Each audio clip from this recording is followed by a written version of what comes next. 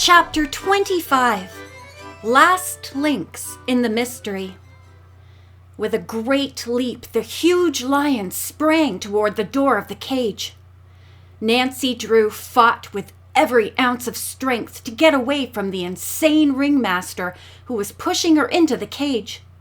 Lolita screamed and tried to pull her foster father away. A few yards back of Nancy was Ned Nickerson, and a short distance from him, Pietro. Both young men raced forward. Ned grasped Nancy and swung her away from the lion. The angry, confused beast landed one claw on the boy's hand and raked it badly. Ned's action had startled Croon, who fell backward. The lion hesitated a moment, as though undecided whether to slink away or jump forward. For a fearful second, everyone wondered whether the beast would get loose. Pietro saw a long whip lying on the ground. Quick as a flash, he picked it up and cracked it across King Cat's nose. The lion snarled and bared its teeth. One paw, halfway through the opening, was keeping Pietro from closing the cage door. With another crack of the whip, he struck the lion's paw, and the beast jumped backward with a roar of pain. The clown slammed and locked the door. By this time, there was terrific commotion in the circus. Every workman and many of the townspeople had come on the run to see what had happened. In the melee, Croon disappeared. "Oh, Nancy!" Lolita cried. "Are you all right?" Nancy nodded. Recovering from her shock, she saw that Ned's hand was bleeding profusely. "Ned," she said quickly, "you must go to Dr. Jackson at once." Then, realizing that she had not thanked him for his brave rescue, she added, "Ned, you saved my life. How can I ever thank you?" Ned gave a wry smile. "Don't even try, Nancy. I'm only thankful I was here to do it." Pietro, too, came in for his share of praise. Quickly, Nancy looked around. "Where did Mr. Croon go?" she asked. No one had noticed him leave. Nancy, fearful that he would escape, asked Lolita to take Ned to the doctor. "Pietro," she said, "we must find Mr. Croon." The man was not on the circus grounds, and Mrs. Croon also was missing. Pietro reported that the ringmaster's car was gone. Nancy telephoned state police headquarters and spoke to the sergeant on duty. She was told that the police had just received word from New York to apprehend Croon and were about to pick him up at the circus. "Thank you, Miss Drew," the sergeant said. "I'll send a detail out at once and we'll set up a roadblock." The Croons were picked up a short time later on the highway and taken to headquarters. Nancy, Lolita, Pietro, and Ned were present at the interrogation.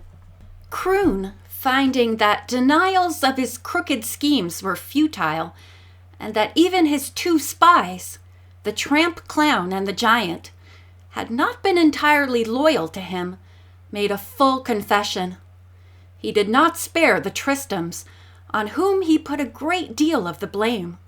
At Croon's request, Tristram had come to River Heights and stolen the horse charm bracelet.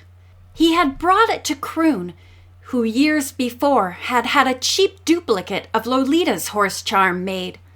He had kept the original, hoping to obtain the valuable bracelet. He had finally succeeded. But when Nancy had stymied his plan to sell it, Croon and Tristram together had engineered the kidnapping of Nancy and George. Learning that this had failed, Tristram had found out where Nancy had gone and followed her to New York. He had tried to stop Nancy's trip to England by engaging a professional thug to put the acid in her overnight bag. While Croon and Tristram had managed to steal the dividend checks which had come to Lola Flanders from her securities, They had never dared to try selling the securities themselves. Lolita was thrilled to hear that they were still intact for her mother. When Croon finished his confession, the police asked Nancy and the others if they had any questions. The girl detective spoke up. "I have just one," she said. "Mr. Croon, who was it who went to the riding academy and attacked Senor Roberto?" The ringmaster said Tristram had done this also. Both he and Croon felt that Hitch was in the way. Tristram had meant to attack the stableman, but had, in the semi-darkness, mistaken Roberto for him.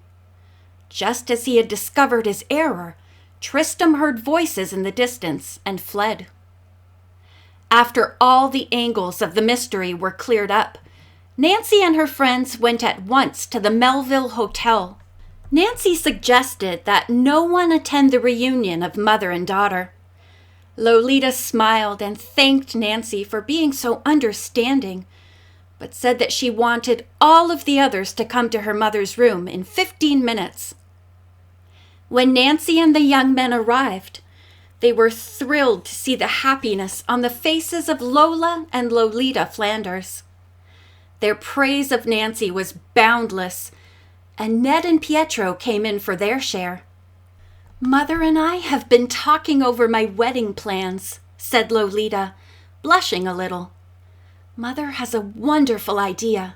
The others listened eagerly as the pretty aerialist went on to say that Mrs. Flanders would like the wedding to take place soon, 3 days from then. "This is partly because she wants her daughter and her new son-in-law in business with her," Lolita explained. Pietro looked puzzled. "In business?" he asked. "Yes," said Lola Flanders, taking hold of the young clown's hand. "I had a telephone call a little while ago from Nancy's Aunt Eloise. The New York police have discovered that Sim's Circus is a stock company, and I own most of the stock." "Oh, that's perfectly wonderful," Nancy said, delighted. Pietro asked how Sims figured in the deal. Lola Flanders told him that at one period, when the circus was about to fold up, Lolita's father had bought the major portion of the stock. Croon knew this and kept reminding young Mr. Sims of the fact whenever he stayed around the circus too long. The ringmaster had confidentially told him that it was still a mystery as to whether Lola Flanders was alive. Someday she might show up and claim her rightful share. Since young Sims knew little about the running of a circus, he had gladly left this to the stronger-willed Croon. Pietro suddenly kissed his future mother-in-law. Then he said, "Bad as Croon was, I certainly have him to thank for one thing. Sims is still a fine circus." "Indeed it is," said Lolita. "Mother, wait until you see a performance." Nancy asked what had happened to the Vascon troupe. Lolita said that when Rosa had been unable to perform, Mr. Croon had discharged the whole equestrian troupe. Suddenly, Lolita looked at Nancy. "Oh," she said, "it would be so wonderful if they would come back and we could have a full performance the night of the wedding. Nancy, would you ride in Rosa's place?" The girl detective smiled and said she would be very happy to take part in the act.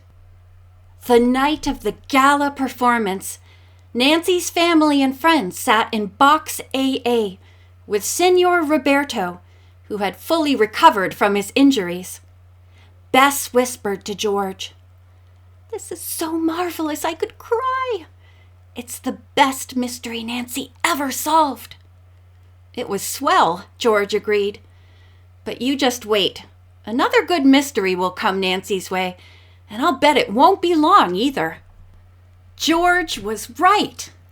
Nancy had hardly recovered from her days at the circus when she was confronted with the Scarlet Slipper mystery.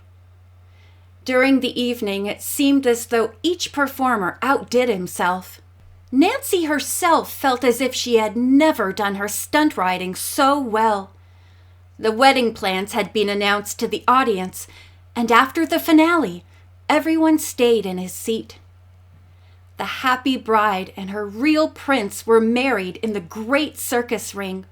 Then, as they walked out together smiling, to the tune of the Mendelssohn March, the applause was thunderous.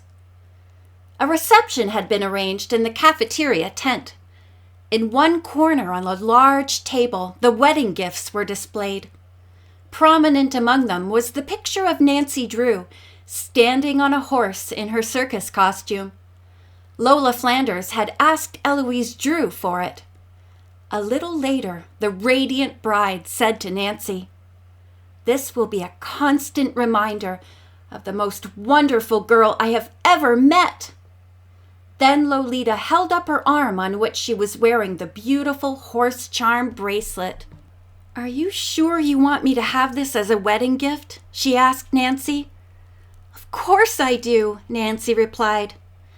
The bracelet came from a queen, and now it has come back to one. The Queen of Aerialists. The end.